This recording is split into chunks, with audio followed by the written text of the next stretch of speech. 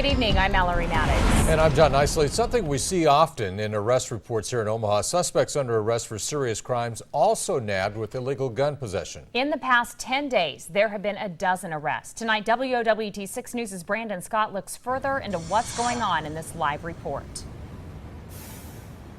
John and Mallory, with all the shootings that have taken place in recent weeks, Omaha police are working hard to find the suspects and the guns that are used or can be used to commit those crimes.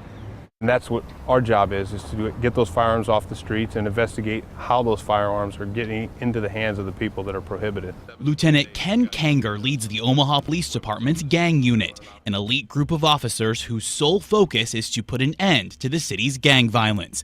According to Kanger, many of the guns used in these crimes are illegal. There are a significant amount of individuals that are prohibited from having firearms that have them out there on the streets. Officer Kerry Orozco was killed last month by a known gang member, illegally carrying this handgun with an extended magazine. It's a rare weapon. The drum magazine is not something we see very often. And the drum magazine can go to an offender's mindset. And it certainly shows you the type of weaponry that is out there on occasion.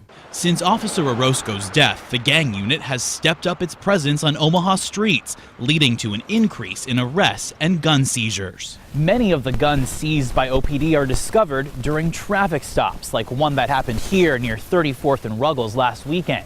Officers pulled over a young man who seemed impaired behind the wheel. When they searched his car, they discovered a concealed weapon. And while officers find all sorts of firearms, according to Lieutenant Kanger, most are handguns, easily concealed, the weapon of choice for violent gang members. The more guns we can get out of the hands of prohibited people, hopefully the less violent crime we'll see. Lieutenant Kanger tells me that he credits the public for their success in getting so many of these guns off the streets.